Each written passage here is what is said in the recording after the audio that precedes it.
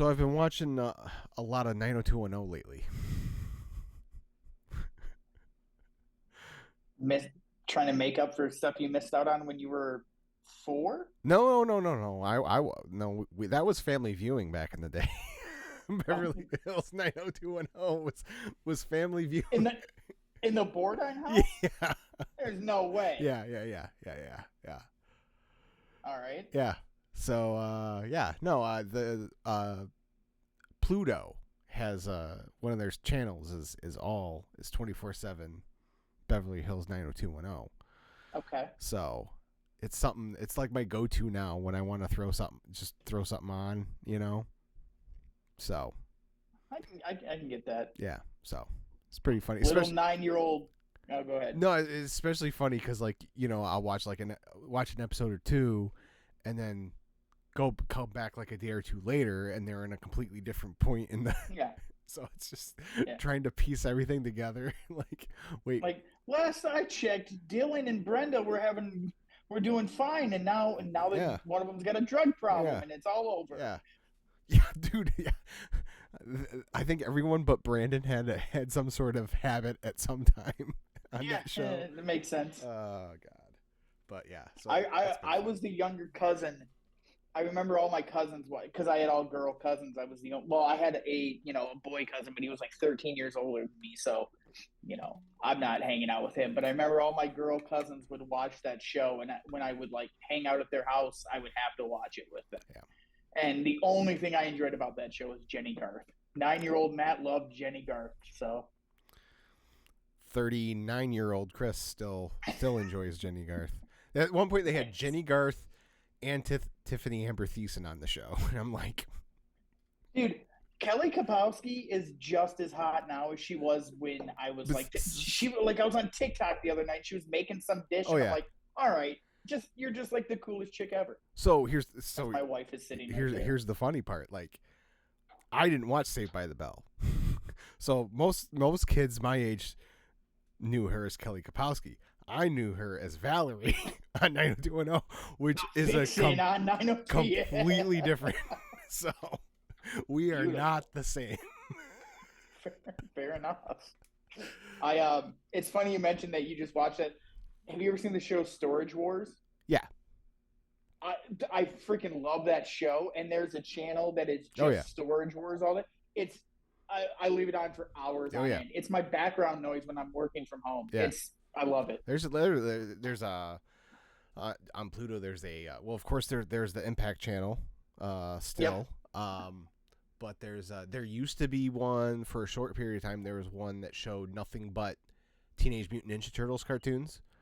There's one that shows nothing but Barb Rescue.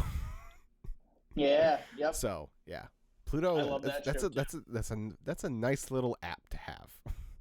Yeah, they should sponsor the pod. They should. I would gladly put them over. I would too, but that's enough doing that unless I'm getting paid for it. Fair enough. All right. Well, welcome, Chris and Matt's Wrestling Pod. It is All In week, and so we're gonna go through the card here. Have Matt take an even less educated guess on these betting lines than what. Oh, this is gonna be worse than normal. This is gonna be fun. You didn't tell me anything about this. It's just what we do, now. It's just part of the the bit now. So the program.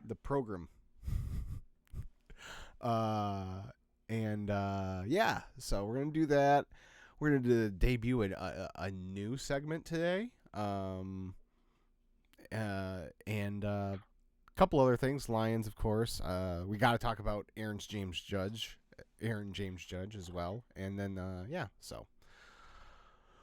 So before we get started, leave a thumbs up on the video, subscribe to the channel, leave a comment, all that good kind of stuff. All right, Matt. All In is Sunday afternoon for us over in the UK at Wembley. Let's see. Let me go back here, and we're gonna run through this card here real quick. Let's start with the Casino Gauntlet match. Now I will tell you that they only have they have 4 people, and then the field basically as options here on the betting site. And I'll give you the 4. It's Hangman, it's Orange Cassidy, it's Kyle O'Reilly, and it's Mark Briscoe. And then Hangman. We can just stop all space. Hangman's winning this thing. Oh. I put Hangman at minus 500. Look at that. Look at Did that. I get it? Right on the nose. Look at that. Woo! Whoa, man. I was like, I'm not gonna go too long the odds just because every time I do that, like I'm way off. Oh, look at I feel good about it. It's got to be Hangman, right? Because he's gonna cash in on Bryan after the match, right?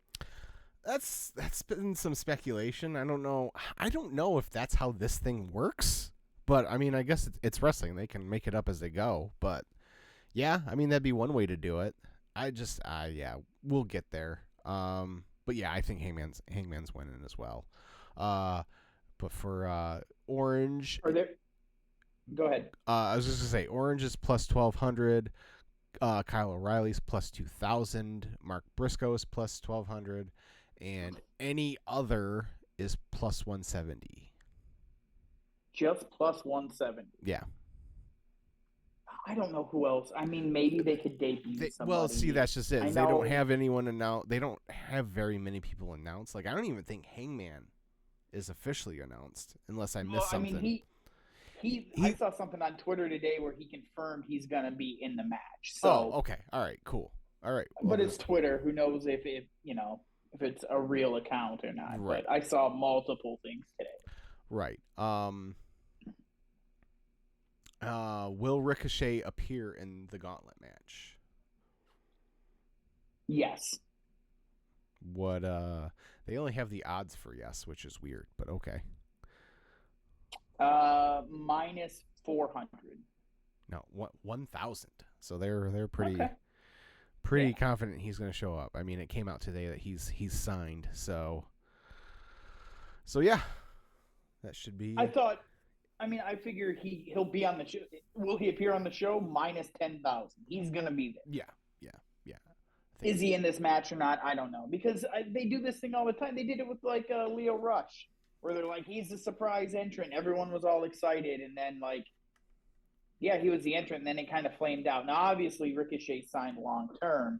But I don't know if bringing him in and having him lose in a battle royal is the first thing I'm going to do. But you put him in there with that guy, the new high flyer that everyone's all excited about. See, this is how checked out. Hologram. That's the one. Yeah. You put those two in there, you can get some high spots. Sure. See, the thing with this is that it's not really a battle royal. It's it's like a Royal Rumble, except for instead of over the top rope, it's one fall to a finish. So, and that fall can take place before everyone has entered the ring. So. Oh, see, I thought it was just like the battle royal thing. Nope. That's the stupidest damn thing I've ever heard. You're gonna have a match where there's a bunch of entrants, but it can end before everyone gets in the ring. Yeah. Okay. Yeah. So cool. Whereas the Rumble, you want to draw later. In this, you would want to draw earlier, so you make sure you get in the match and try and win it before everyone else gets in. Imagine you're trying to get fired from that company and you're like number 2 and you're like, I know, I'll just go get a chair and hit this son of a bitch. And then what are they going to do? It's no DQ. You're right. Yeah. So we have for the AEW World Tag Team Championship, we have the Young Bucks, the champions, taking on the FTR and the Acclaimed. Okay. So based on the stuff I've seen on the internet for the last few weeks, everyone hates the Young Bucks. They want this to end. However, they hate FTR and the Acclaimed facing the Young Bucks even more. So I'm going to go Young Bucks minus 800 to win the match. 600. Okay. Very close. Okay. I don't know anything about the story. I just know people really aren't happy about this match. they're not happy about the match. They're not happy. I mean, basically, the Bucks, other than the match against the Acclaimed last week, like the Bucks really haven't been on TV all that much, from what I can tell. Other than some, or they were actually, take that back. They wrestled in trios match last night. I I meant to finish Dynamite after I put Kingston to bed last night, but my wife was home and she had other ideas, and I'm not an idiot, so yeah, that didn't happen, and I haven't got a chance to finish it today. So, but yeah, they wrestled a trios match last night. Now I think about it, but yeah, I mean, really, the main story actually the last couple weeks has been more so the Acclaimed and FTR than it has been the Young Bucks and anybody. So I saw, and I don't mean to crap on them. Maybe I do. Whatever. I saw a clip from their match on Collision last week, and it was someone being like, "Oh, we got to get Anthony Bowens away from Max Caster because he's supposedly just that much better." And I'm watching it, and I'm like, Anthony, like he's just as bad. Like all of his punches were missing by a mile. Like Dax and Cash were out there making him look like $1 million, and like none of these people like caught on that. No, he doesn't look great because he's great. These guys are selling their ass off for him. Like, yeah, I think it's more of people like Bowens and they don't like Caster. So that's what happened? I like people are just wrestling fans. well, that people are sick of how they're over the content of Caster's raps sometimes. You know, they feel he's crossed the line a few too many times, and they're just over it, because he's, Mm. you know. Are these the same people that are like, yeah, MJF should make cuck jokes about Will Ospreay some more? No, actually, they're pretty anti that as well. Okay, that's good. Yeah, That's good. yeah. Because apparently that promo was fire last night, and I watched. Thought it was, as the kids say, dog water. That was Bro, where right whatever. before he started speaking is where I shut it off to put my kid to bed last night. So yeah, I haven't got that far yet. Good to know. So yeah, FTR is plus 350. The Acclaimed are plus 700. I guess the Bucks retain. I really have no idea. This tag division is in major need of an overhaul. Yeah, it's I could not give less of a shit. And I love FTR. Right, right. Um, I'm kind of sick of them too, to be honest. Like, I mean their shtick got worn out pretty quick. yeah, The this is how I feed my meant family, and yeah, they're not meant to be baby faces. They're just not. They don't look like baby faces. They don't wrestle like baby faces. They're just their baby face promo is, you just nailed it. I love this business. Great. Everybody loves this business. Fantastic. Find a new shtick. right, yeah. Well, speaking of, let's go for the American Championship. We have Will Ospreay taking on the champion MJF. I will put Will Ospreay at minus 1,000 for this one. MJF plus 200. It's 2,000? Yes. Yeah, okay. I mean, this is Ospreay's night. It makes all the sense in the world. Hopefully this is the end of this. But go ahead. It makes sense.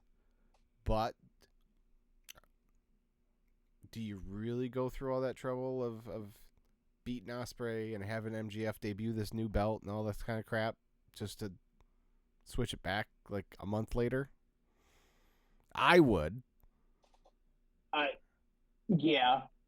If it were me, Ospreay wouldn't even be wrestling for this stupid title in this match. So, I mean, that right there to me is like, they've already bungled what should have been a no-brainer for them anyway. So, like, why would I expect them to use any other sort of forward thinking for this storyline at this point? I hope Ospreay wins. and this is the end of that MJF character. I don't know what the hell happened. I've seen 3 or 4 of his promos since he's come back, and it's like he just completely forgot who he was, and he thinks like the edge that he used to have is just now like, oh, what is the most inside wrestling slap in the face I can use that's going to get the internet marks worked up? And it used to be he did that, but had layers of storytelling in it. And everything wasn't just him screaming at the top of his voice, but that's the MJF promo now. He talks slow for a little bit, makes some insults, then he starts yelling real bad about how incredible he is and gets super angry, and then dirty insult, and it's over. Mm-hmm. There's no substance to it anymore. And I don't know. That promo last night, people were like, this is how you make money. This is how you talk them into the building. I'm like, that promo made me want to watch that match even less. Right. Because I don't want to hear Tony Khan had to come to me and ask me to go have a good match because he couldn't count on the world champion, blah, blah, blah. So you're telling me Tony Khan had to come to you and ask you to have a good match in the company that's about real wrestling because Tony Khan doesn't know how to book a wrestling show. Great promo, Will. Great idea, guys. Just ridiculous. Mm-hmm. Yeah. MJF plus 700 on that one. TV. See, Go ahead. I feel like plus 700 is great odds for an MJF match because all he needs to do is pull out the ring and it's over. That's what I'm saying. They've done that a million times. That's what I'm saying. Like, I'm not like Ospreay should win, but I'm not convinced that he is. Like, I'd sprinkle a little sprinkle unit and a half on that one. That's not a bad bet at plus 700. A little sprinkle, yes. For the TBS Championship, Mercedes Moné defending against Britt Baker. I feel like Mercedes.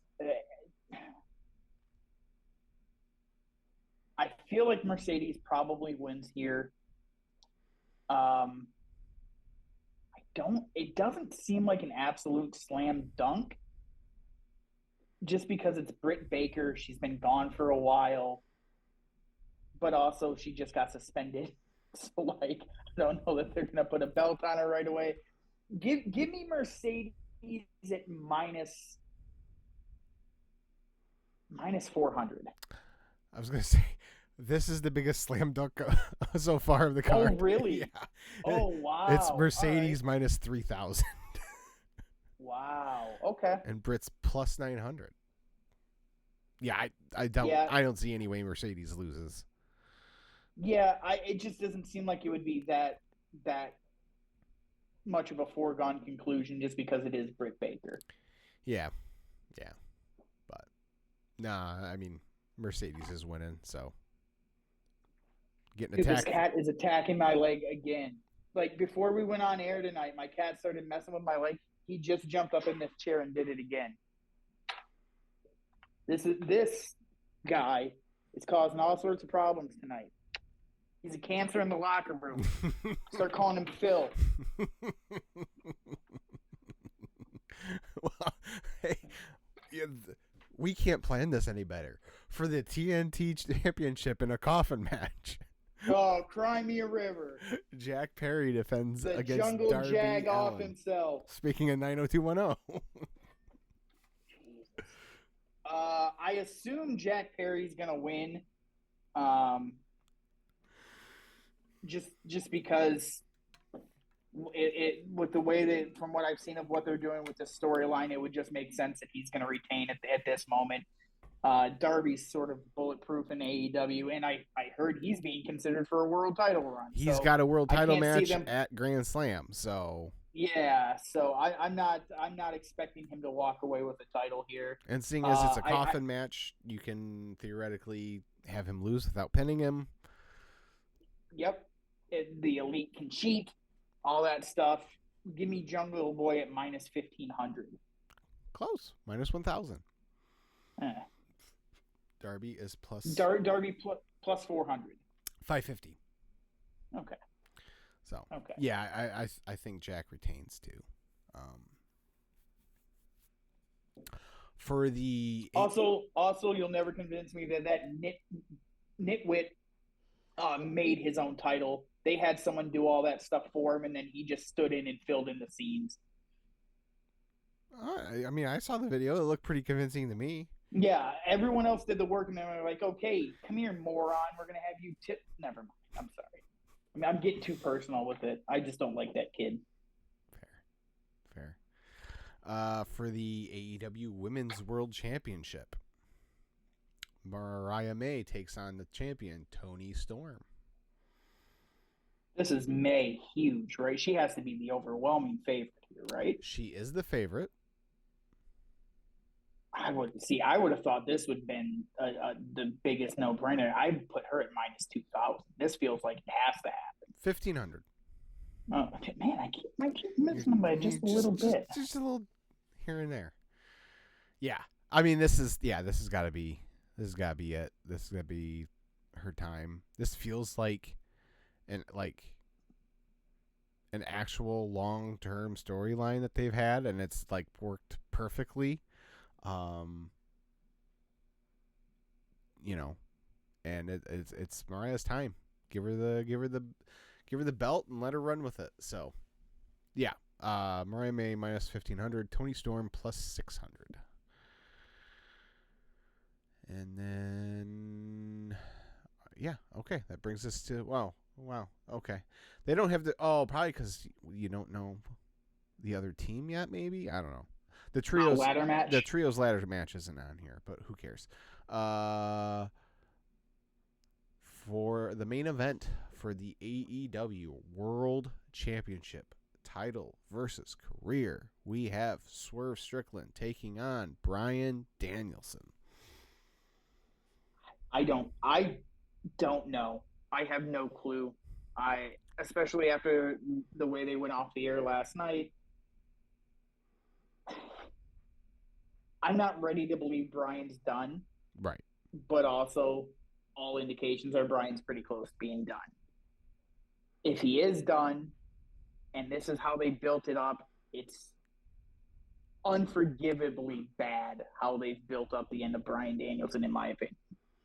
Doing it in a match where it's like, well, if I don't win the title, I'm just going to retire. And then he's just doing a million interviews where he's like, I got to retire soon. Like, I don't know. I won't be okay with that. For betting purposes, I would say Bryan -150. He's the favorite, but not by much. -400. Okay. So what's Swerve plus 150, 200-ish? 250. Okay. I don't know. It just seems like that's not how Bryan's going out. Right. Especially with Wrestle Dream right around the corner. You know, his backyard. That's where, if he's gonna end it, I feel like that's where it needs to end. Yes, I would agree. I've been on the record. This whole thing has just been not the right time, not the right choice. But this is where they're at. It just seemed it just really smacks of WrestleMania 30 to me, of like, yeah, he's gonna win, but then like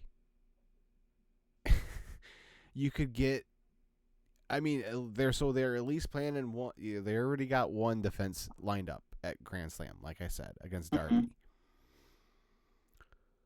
But you got to figure he's at least making it to Wrestle Dream. But like, when he won the title at WrestleMania 30, he got one match against Kane and then couldn't continue because of his neck. Yeah. And now we're right back where we were then, with his neck needing surgery. Yeah. And I just think that's even for when it's going to be short term, that's a risky proposition. Well, and especially we talked earlier about Hangman winning the match. Okay, if he doesn't cash in at the end of this match, wouldn't it make logical sense that that's your main event for All Out? Really sounds like it's gonna be Swerve and Hangman at All Out. So I guess he could do it. He could be the opponent at Wrestle Dream to beat Bryan. But again, that's just not. That's not how I would. They've done this all out of order and not The whole thing. the whole thing has just been like, yeah. So, and again, like, it's just so stupid because Hangman's only a heel because of how he reacted to Swerve, because the fans were starting to cheer Swerve. Well, now Swerve's back, leaning heel against Bryan. No, he threatened to paralyze him in front of his kid. That's a babyface move. Right. And like, I don't know. Like, I guess if you want to go full heel with Hangman, I guess you can. But I think that's stupid. And it's him. Well, especially him go ahead. beating Bryan at, whether it's at the end of the pay-per-view with the gauntlet thing, or if at Wrestle Dream and he takes him out there and sends him, off to surgery or what. Like, I just don't love it. I don't love it. But yeah, and there's a story in there too. If Bryan's gonna go out at Wrestle Dream, you could do a triple threat match. You could do a fatal 4-way, but you could do a triple threat match: a Bryan, Darby, Swerve at Wrestle Dream. All the Washington guys. Bryan's last match, world title. You could crown Darby in that moment. Like, there's a bunch of different ways they could go with it, but Bryan losing on Sunday is a terrible idea to me. And if Bryan isn't going to win on Sunday and he loses, it's an even stupider idea to me that you didn't have Ospreay in the main event of that match winning the world title, and then Bryan loses in whatever fashion against whomever else in a non-title match. Right. Yeah, I don't know. Like I said, this whole thing is not any way that I would have done it, and I, for the most part, I try to be not those people that are like, well, because they didn't do it the way I want them to do it, it sucks. But in this case, it does. Like, I'm sorry, it just does. I'm not. And it's okay to not like certain things about wrestling and just be like, I'm never gonna like it. This strap match with Punk and Drew McIntyre I could not give less of a crap. Strap matches are terrible. They're boring. They're nonsensical. I have no interest in that match at all. Right. It's okay to say that. Mm-hmm. Like, it's okay to say, like, I'm not interested in this Bryan Danielson Swerve match because the build to it's been less than stellar. Right. Well, it's not even that. Like, give them credit. The build the last couple weeks has been good. It's just, it's not.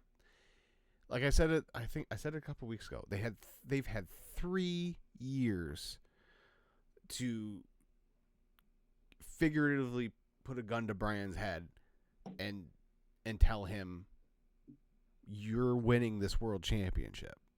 Right. And like, they're choosing the absolute worst time to do it. Both his health wise, whatever else they have going on, just all the way around. Like, it's not right. And like, with Ospreay, with them, obviously they're not going back to Wembley next year. They're not going back for another 2 years. So and look, not everyone needs to win the world title in their hometown. I get that. But why wouldn't you in this case, when it's your biggest show in a stadium? Like, why wouldn't you do that? So if you're going to take the belt off of Swerve, why wouldn't you do it that way? Yeah. So it's just, I don't know. It just feels like a unforced error all the way around. But it really, man, this is turning into a crap on AEW session again. It just feels like they don't know how to deploy their weapons the way they used to, mm-hmm. and how to use what made them interesting to continue to make them interesting. You mentioned earlier about the tag division. One of the great things about AEW when it launched was that tag division was red hot. and it was fun to watch.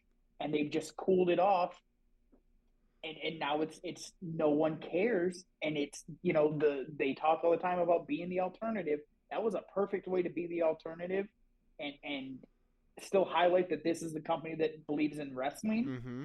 and they just moved away from it completely. Yeah. Yeah. And not using Will Ospreay as like a focal point at the top of your card, I don't know. And I know people are going to say him and MJF is a main event caliber match. It is a main event caliber match for the fourth most important title in the company. Right. Yeah. Yep. All right. Well, so that's All In. You texted me earlier this week, wanting to debut a new segment, a what if wrestling what if here, and you proposed a topic for this, so I'm gonna let you take it away. Yeah, it's this might be the first and only version of this segment. It might fail miserably, but when we were on a late night grin the other night doing the couple weeks ago the SummerSlam draft, and again shout out to Joe and those guys. That was a blast, and it made me kind of on the show. I had said that I took Bret Hart versus Owen Hart in the steel cage match as my world title, and I said, in my opinion, it's the greatest steel cage match of all time. And I was in the building for what might be other people's choice when the Bucks wrestled the Lucha Bros at All Out. But I was like, let me go back and rewatch it. And I watched it, and I was like, as I'm watching it, I've seen the match a bunch. I kind of remember the key spots as they happen. My mind starts drifting, and I'm like, man, they really should have put the belt on Owen here. And then I started thinking, well, how does that work? Mm-hmm. And then I came up with an entire storyline all the way through WrestleMania of how Owen Hart should have won the title at SummerSlam 94. You could have done it, and you wouldn't have had to make many changes to what they actually did. But I feel like making a couple tweaks would have taken that storyline to an even higher place. It would have made other people in the company bigger, and it wouldn't have ended with Bret Hart wrestling a 75-year-old man who no one had seen on TV for a decade before he came back. Mm-hmm. So this is my what if the WWF put the world title on Owen Hart at SummerSlam 94, and you don't really change anything from WrestleMania until SummerSlam. Everything stays the same. I'm not changing a single thing about it. I'm not changing anything about that match either. Where I'm going to start to switch things up a little bit is at the finish, when Owen's climbing over the top and Bret's right behind him. Before they start getting halfway down the cage, when they're at the very top of the cage, that's where the camera pans to Davey Boy and the family. They're cheering. They're, oh my God, what's going to happen? And Anvil, that's when Anvil jumps over the rail, and you see Vince McMahon go, what is Anvil doing? What is he doing? And then that's when he just decks Davey. And Diana takes the tumble with him, even though she wasn't supposed to. Brett talks about that in his book. He knocks out Davey, and people are like, well, what is he doing? What's going on? Meanwhile, Brett and Owen have no clue that, they're trying to win the match. They don't know this is happening. And they're both climbing down the cage at this point, and instead of Owen's leg getting caught in the bar, it's Brett's, and it's Brett being pushed into it by Anvil. And it's very key that Brett's leg that got kicked out from underneath his leg at Royal Rumble 94 is the one that gets stuck in the bar. This is a very key point. Okay. It has to be the same leg. I believe it was his left leg. Brett gets stuck in the cage. Owen falls down. Owen is your new world champion. They both turn and start putting the boots to Davey. Well, the referees are pulling Brett out of the cage. Owen and Anvil are hitting the other Hart brothers. They're screaming at Stu and Helen. Brett's on the ground screaming, my knee, my knee, my knee. They pick him up. They throw him in the cage. They lock the door just like they did. Full beat down on Brett, just the way it ends. The bad guys escape off, and Owen Hart is your new champion. Got my notes here. I apologize. No, go ahead. Yeah. The Monday Night Raw after it's announced that Bret Hart was injured at the end of the match. He's not here this week, but he will be here next week to give us an update on his condition. He comes out the next week. He says, my knee's torn up. My knee, it's pretty bad. It's been bothering me for the entire summer. My no good brother and my brother-in-law just they knew that. They took advantage of it. He says, but I'm still going to invoke my rematch clause. And President Jack Tunney says, okay, but since you're injured, we're going to give you some time. You will face your brother at Survivor Series in the rematch for the World Wrestling Federation Championship. They go back and forth. The Survivor Series, yes.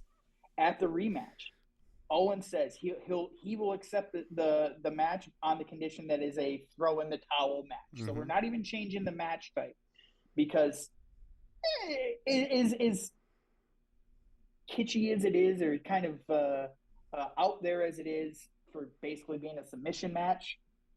I like the gimmick, and it plays into what we're doing here. So we're going to do the same thing. We're not changing up too much about this. Davey's chasing Anvil around the ring this time instead of Owen. It's Brett versus Owen. Jim's in Owen's corner. Bulldog is still in Brett's. Runs into the stairs. Davey Boy's knocked out. And Brett he's too hurt to actually be in this match. He's fighting because he wants the championship, but he shouldn't be in the ring right now. And he can't stand up, and the referee can't stop the match because the towel has to be thrown in. And Owen is just beating into him. And finally, Anvil goes, Owen, that's enough. Because he traveled the road with Brett. Yeah. Owen, that's your brother. You got to stop. You're going to hurt him long term. And Owen starts to feel like, oh, my God, you're right. You're right. What do we do? Ask Mom. And you do the same bit where Helen eventually is the one that throws in the towel. And as soon as she throws in the towel, Owen and Davey start, the evil, I keep saying Davey, Owen and Anvil. Anvil's pulling the beard, doing the laugh. Owen's doing the, I fooled you, Mom and Dad. I never gave a crap. Blah, blah, blah, blah. And while Brett is in the ring, still recovering, and Owen is screaming at his mom and dad, Anvil goes and gets a steel chair. He brings the chair into the ring, and Owen, with the chair in his hand, he's looking at mom and dad, and he takes 2 quick jabs into the knee. And this is, Brett has to sell this like only Bret Hart can. On Monday Night Raw, President Jack Tunney comes out and he says, as a result of Owen Hart's heinous actions, he will be required to defend the title at a special edition of Monday Night Raw held at Madison Square Garden.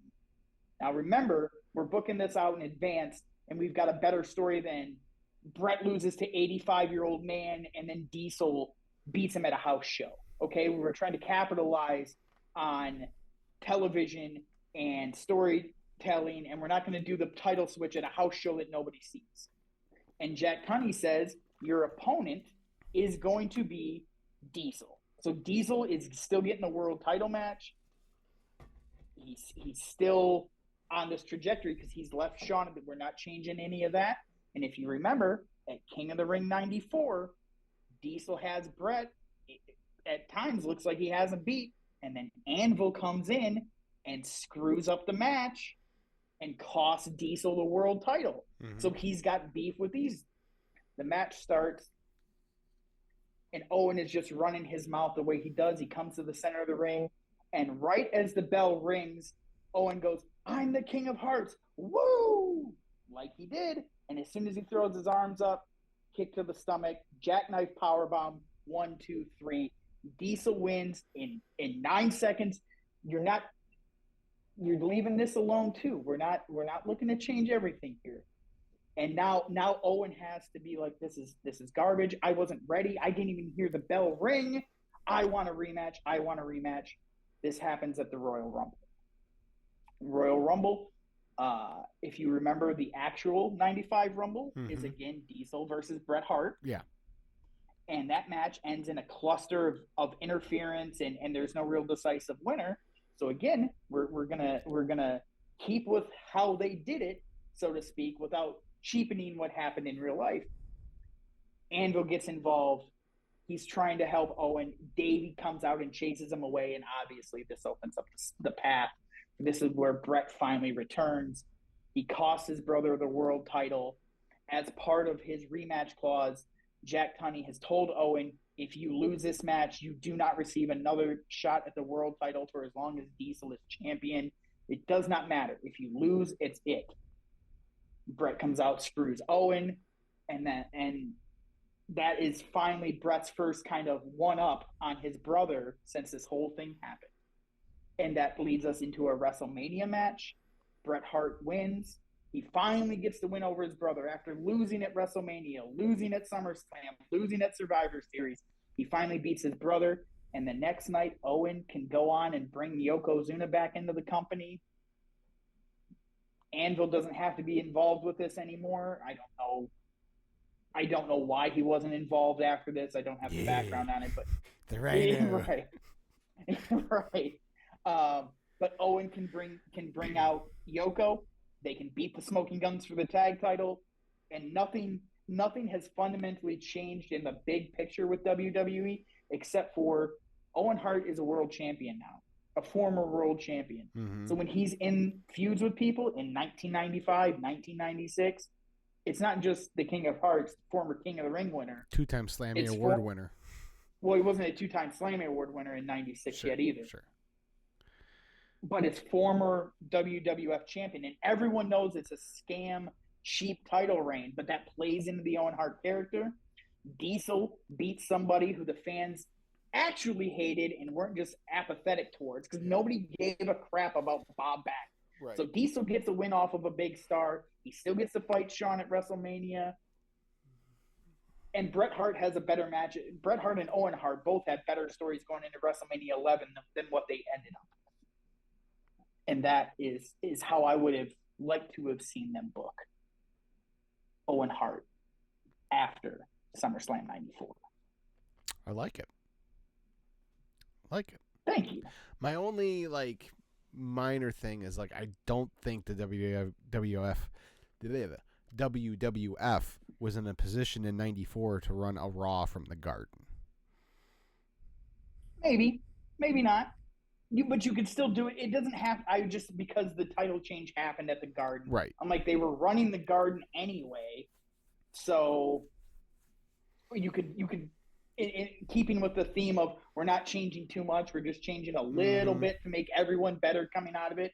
You still do it at Madison Square Garden because I feel like the pop of Diesel winning in 9 seconds there would have been huge. I think they still do it, the way they did it and just show it on TV the next week. But yeah, other than that, that was excellent. I really enjoyed that. So thank you. Yeah, heck yeah, awesome. Yeah, well. Now it's on you to find a storyline to rewrite. Okay, all right. I'll find something. I'll think about it. I know one thing I'd like to rewrite right now. Who decided it was a good idea to put the Detroit Lions on the cover of Sports Illustrated? I don't know, but the season's over. All the bad things that have happened in preseason, I'm whatever.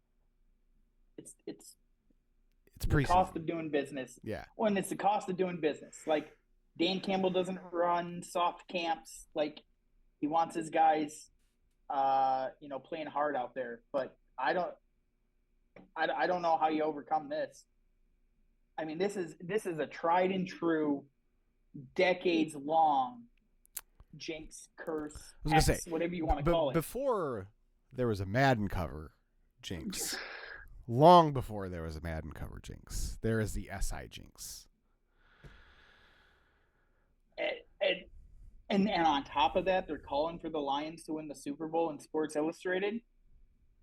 Everything about my upbringing tells me it's all going to hit the fan about 9:30 on Sunday, September 8th. Yeah. And this is the years of trauma that haven't been worked through yet.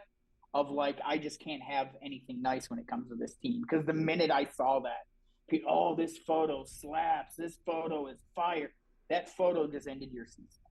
This is what I thought. I can't believe they're on the cover of SI. Yeah. That photo's okay. The photo of with Hutch in the driver's seat and Anzalone, like that photo is actually the one that goes hard, but the cover photo's nice. I thought the cover photo was it's fine. I'm just saying the better one is the one that had, I think Decker was in that one too, the other one, but I'm just saying that I don't know when that photo shoot happened, but it certainly didn't happen Tuesday afternoon to be on the cover of Sports Illustrated, and one of the guys on the cover got hurt Tuesday, and they're saying he's all good. He's gonna be fine. But he's gonna be fine. Yeah, well, they lose him, they might as well forget about it. Our tribal chief is gonna be fine. He is the only tribal chief I acknowledge is Penny Sewell. Fair enough. So, no, even if he misses time, he has to come out and do the pregame talks. Yeah. No, yeah. So I thought something like actually bad had happened earlier when we were texting. But yeah, I saw this and my first thought was like I'm not built for this. Like I seriously, I'm not going to be able to take it this season if this thing goes south. Like, it's not going to be good. Yeah, I think realistically we have to be prepared for it. Oh, we have to. And I'm trying, and I am trying to be like, it's a hard road. It's the NFL, blah, blah, blah. And I'm trying to put myself in that mindset, but God, I want it so bad, Matt. I want it so bad. It's the only thing in sports that is like I care about. Really, truly, it's the only thing in sport where I'm like, this is what is fueling my desire to watch stuff on TV. And that's we're gonna get to the Yankees here in a second, but that includes the Yankees. I've seen the Yankees win a million times in my life. Right. It's still, I want to see it happen, but it would be cool to watch it again. But like the Lions, I can't not see it happen once. Yeah. Like it needs to happen once before I die. Just once. And this is the closest we've ever been, and it just feels like there's just too many expectations, too much good vibes around this team. I'm not used to it. Yeah. So it's like if the hot girl in school finally gave you the time of day, and the whole time you're on the date, you're just like, when am I going to mess this up? I know I'm going to mess it up at some point. Right. Yeah. Yep. So, well, training camp practice is over. They have one more preseason game on Saturday. And all in the Michigan Panthers to play that game. Right. Yeah, exactly. Nobody touches the field. The backups aren't touching the field. Yeah. Right. Yeah. Sion Vaki, you're not playing. Right. I'm serious. Like, I'm not putting anyone that might have any sort of impact on this team, special teamers. None of them are touching the field.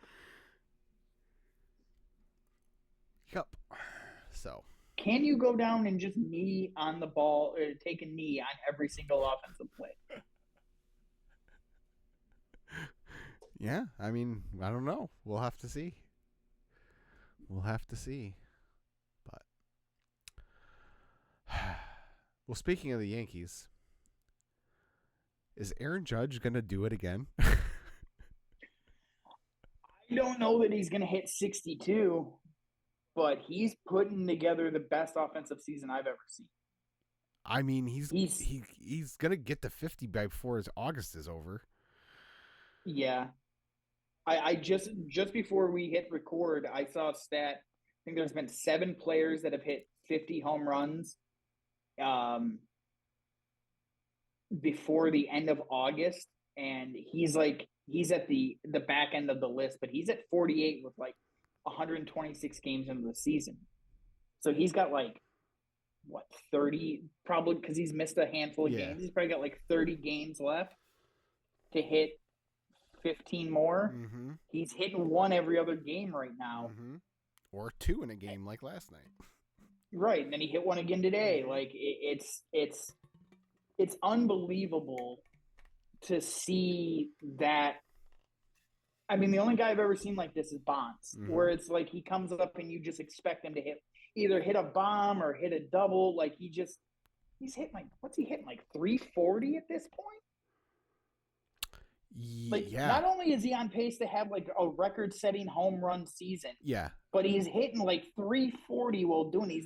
His strikeout rate is the lowest it's been in his career. Like he's become what Miguel Cabrera should have been if he's becoming what Miguel Cabrera should have been when he was with the Tigers. Right. Yeah. Yeah, he's amazing.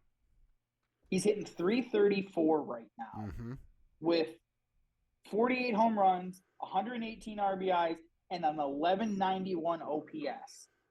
Javi Baez's OPS is like 520. He's double the slugger that Javi Baez is. Well, I mean, that's not hard.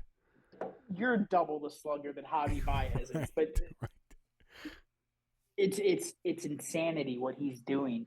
And he's doing this where he's not the one that's protected by Soto. It's the other way around. Right. So, like, it's not like he's got an all-timer hitting behind him to give him any sort of protection. No, because they got Stanton like 5th or something like that, right? Right. So yeah, there's right. It's Austin Wells most days right now. Yeah. I couldn't pick Austin Wells out of a jail photo, like a jail lineup, and he's the one that's protecting the best hitter in baseball. Yeah. So. Yeah, it's crazy right now. I saw there was they were showing something. If you look at his this season, it is more productive right now than Cabrera's best seasons ever were. That's including the Triple Crown. Pujols' best season. The only guy that's had these types of numbers this late into the season is Bonds, and whenever he hit the 72. It's unbelievable what this guy is doing. Yep, he's awesome. That's I mean, that's about all you can say about it. Is he's just awesome. You keep waiting for him to fall on his face, and he just hasn't. I texted you last night. He might be the best hitter. He might be the best all-around player I've ever seen in the Yankees uniform. Yeah. I love Jeter. Jeter couldn't hit like Judge. No. A-Rod won MVPs and hit bombs, but he wasn't doing it like this. Mm-mm. He wasn't doing it playing center field. Mm-mm. I thought they might have overpaid for him, but they might have gotten a deal on him now. Right. When you look at this. Right? Yeah, exactly. No kidding. Yeah, but he didn't wave to the Staten Island kids. Right. Because that guy doesn't do enough community outreach as it is. Like, it was a bullcrap argument too when like immediately the Yankees PR was like, whoa. Like, if there's one thing we're not going to do, it's say that Aaron Judge doesn't give time to freaking kids. Right. Because he does way more of that than a guy his level needs to be doing. Yeah. So. Yeah. Too bad it's just going to end with them getting knocked out of the playoffs. Yeah. That's we're Yankees fans. If they don't win the whole thing, the season's a bust. I agree with that. But like Mike Lupica was on Yankees radio today, just screaming about how awful the Yankees. They're 72 and like 48. Right. Like, I get it. It hasn't been pretty all the time. They've still got the best record in the American League, or they're a game out. Like, and just calm down. Right. No, I know. I'm just we just know how the story plays out. Yeah, I mean, I think it's been 15 years, like, Well, and people are concerned about the pitching, but every one of Baltimore's starters is on the IL. Seattle just fired their manager. Houston doesn't. Justin Verlander's coming back as the big okay. Like he feels 50, washed up, but 50-year-old Justin Verlander. right. I couldn't name 5 pitchers in the Cleveland Guardians organization. Like it's not like they've got Maddox and Smoltz Glavine to face in the American League if they get into the playoffs. So all the Cleveland pitchers have the turn, look, and right, down pat. right. Emmanuel Clase is the only guy I could name on that staff. Is Cliff Lee still around? Whoever threw him the second one last night, he basically just fell to the ground. Like, just it's great. Great. All right, last thing real quick. I don't know if this was on your radar or not. Have you heard this Lady Gaga Bruno Mars song? Banger. Oh, so good. Banger. So good. Yep. I was driving around town earlier today, and it came on one of the stations on Sirius, and I was like, all right. And then some Benson Boone or whatever that, I don't know. And I was like, hit the button a couple times, like 3 stations up, it was on again. I'm like, perfect. I'll just listen to this all day. Yeah. Very, very good stuff. It's like Silk Sonic meets Lady Gaga type song. The video, have you seen the video? I've not seen the video. It's like very 60s tinged. And it's like, she's kind of like doing like a Dolly Parton thing. I don't know who he's playing guitar and he's got a cowboy hat, but they got like matching outfits and stuff. She's puffing on a heater while playing the keyboard or piano or whatever. Like, nice. It's awesome. It rules. Did you see the video of him? He thanked the people of Mexico. I don't know exactly what it was for, but then he puts on a luchador mask and he's like singing. He does like a 90-second video thanking Mexico. He's singing. He's wearing a luchador mask and doing like lucha libre moves and shit. How he goes, this might be like your ultimate fantasy, Bruno Mars in wrestling. Like, yeah, that's pretty there. Yeah. Screw Bad Bunny. Get me Bruno. Yeah, right. No, I hope that means because the Silk Sonic album is 2.5 years old now. Yeah, it's been on a while. And 24 Karat Magic is 4 or 5 years now. Oh no, that is 8. Has it been that long? Yes. So he hasn't put out a new album in a new solo album in 8 years. Correct. I mean, he's got to be coming back with something soon, right? I would hope. Yeah. Because I could tell you, Mikkel got me that CD for our first Christmas, and then we saw the tour the following summer, right after we moved into this place. So yeah, it's been 8 years.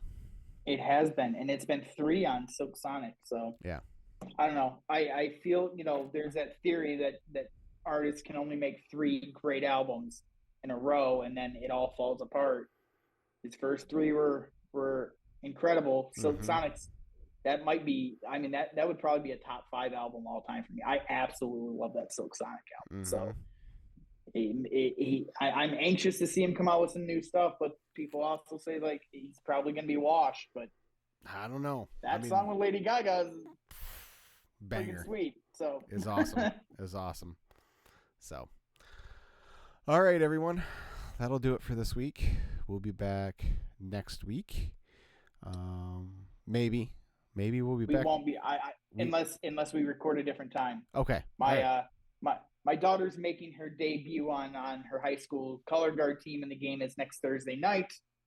Gotta be I'm there. Not missing that for anything. So that's perfect, because then that's fine. Because that's next week is Bash at Berlin, and I should be on the grin to give my preview, my thoughts. So that'll work out perfect. All right, well then we should be back in 2 weeks then. Maybe. We'll see. Who knows? But stay tuned. Just in time for Lions preview. Exactly. So stay tuned for that. leave a thumbs up on the video, subscribe to the channel, and leave a comment. And until whenever we're back, we'll see you.